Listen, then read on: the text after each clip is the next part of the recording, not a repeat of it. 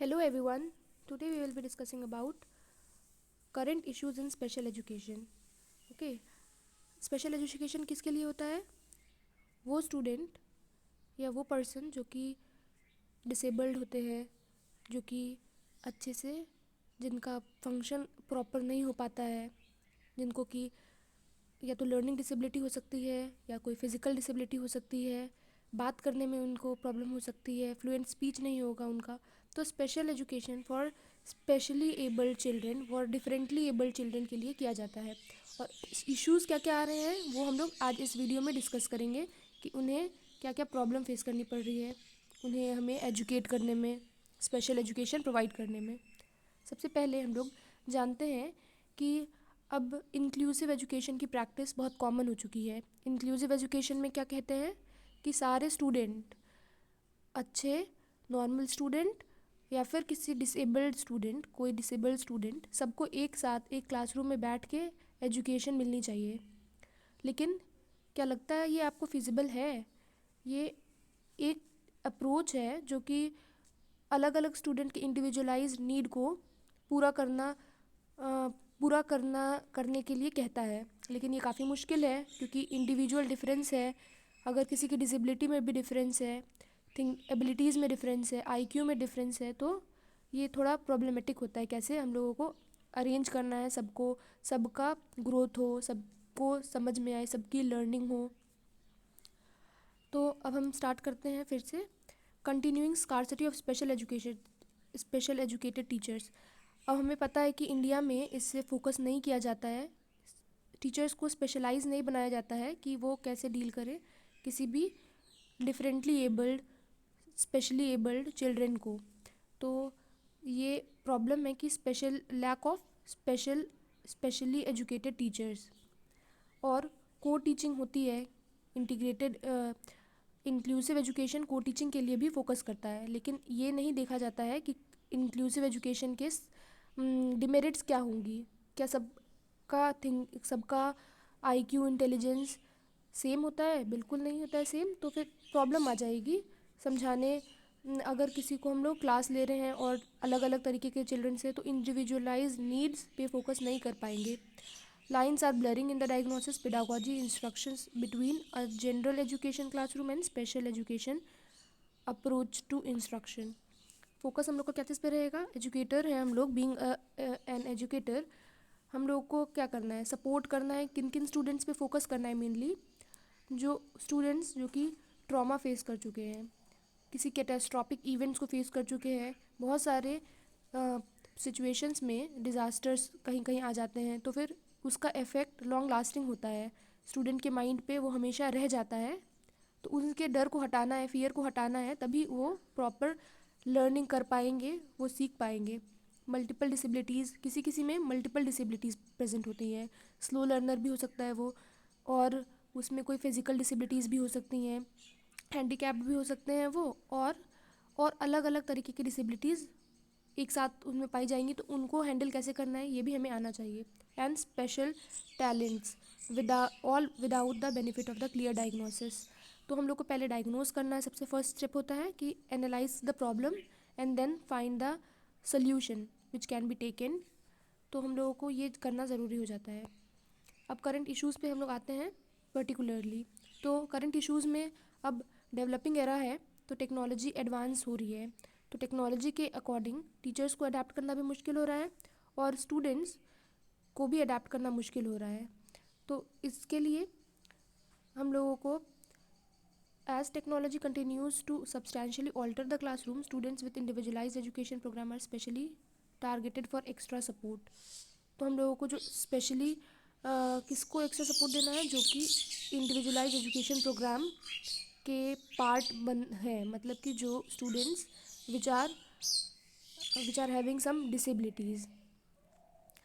और हम लोगों को क्या करना है? तो हम लोगों को फ्लेक्सिबल करिकुलम भी बनाना है, फ्लेक्सिबिलिटी प्रोवाइड करनी है, डिफ्रेंशिएशन इन इंस्ट्रक्शंस, जिसको जिस तरीके का इंस्ट्रक्शन समझ में आए वैसी ही इंस्ट्रक्शन हमें देनी है, और लर्निंग अपॉर्चुनिटीज़ प्रोवाइड करनी है सबको। लर्निंग अपॉर्चुनिटीज़ वे खोल देगा सबके समझने में, सबके नॉलेज को इंक्रीज़ करने में। Variety of web based evidence based practices भी हमें करनी है। अब हम लोग स्टूडेंट्स के पास एक ही ऑप्शन नहीं है कि वो नॉर्मल क्लासरूम करे। अब they can explore and they can learn online to.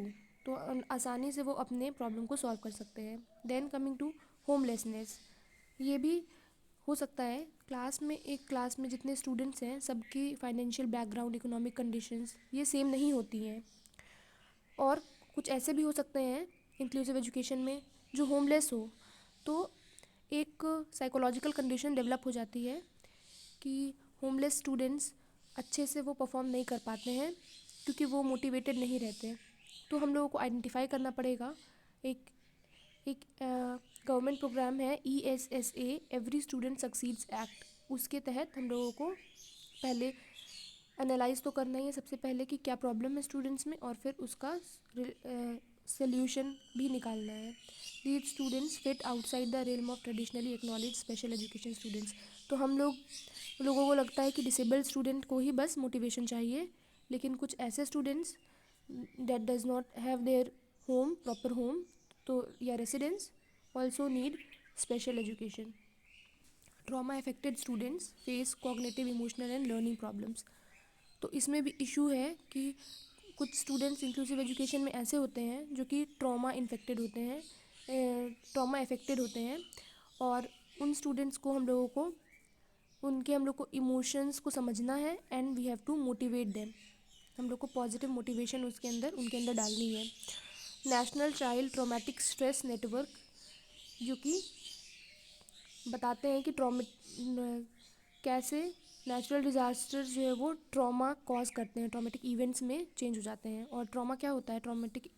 Traumatic जो कंडीशन है वो बहुत डरावनी कंडीशन कही जा सकती है, frightening, dangerous and violent event, जो कि चाइल्ड के बॉडी के इंटीग्रिटी को, हर पार्ट एक साथ मतलब कोऑर्डिनेटेड वे में फंक्शन नहीं करेगा, इंटीग्रिटी को वो वायलेट करता है।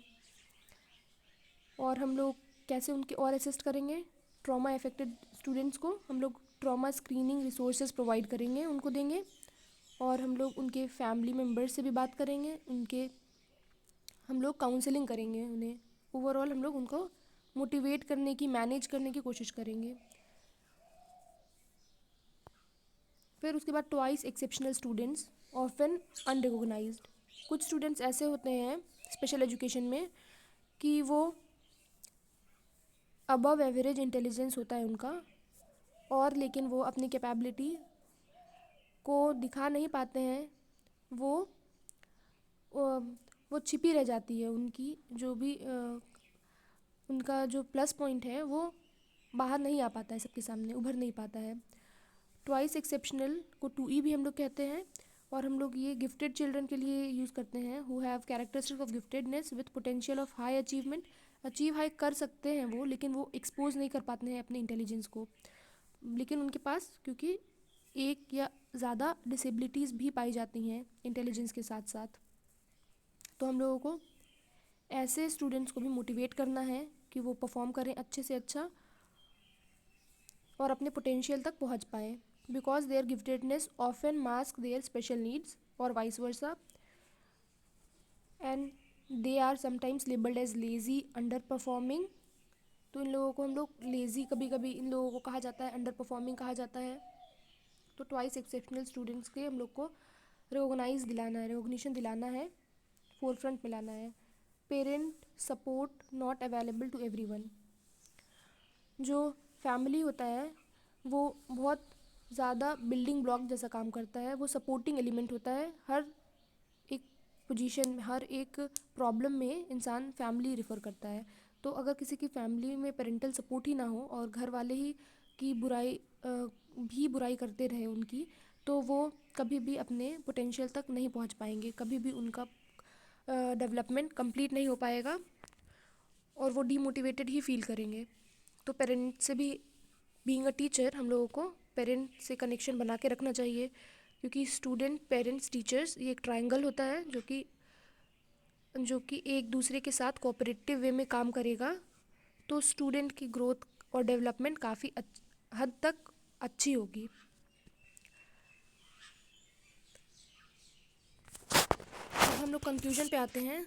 नेक्स्ट स्टेप्स फॉर एजुकेटर्स, तो यही है एजुकेटर्स के लिए।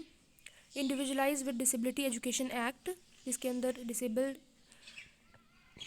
स्टूडेंट्स आते हैं उनको रिकॉग्निशन दिलाना है, और उनके लिए जो हो सके टेक्नोलॉजी एडवांसमेंट या उनके पेरेंट्स से बात करके सॉर्ट आउट करनी है उनकी प्रॉब्लम को, तो उन्हें कैसे भी फोरफ्रंट में लाना है, उन्हें मोटिवेटेड रखना है, तो सारे जो इश्यूज़ हैं स्पेशल एजुकेशन में वो ओवरकम किए जा सकते हैं। That's all for this presentation. Thank you.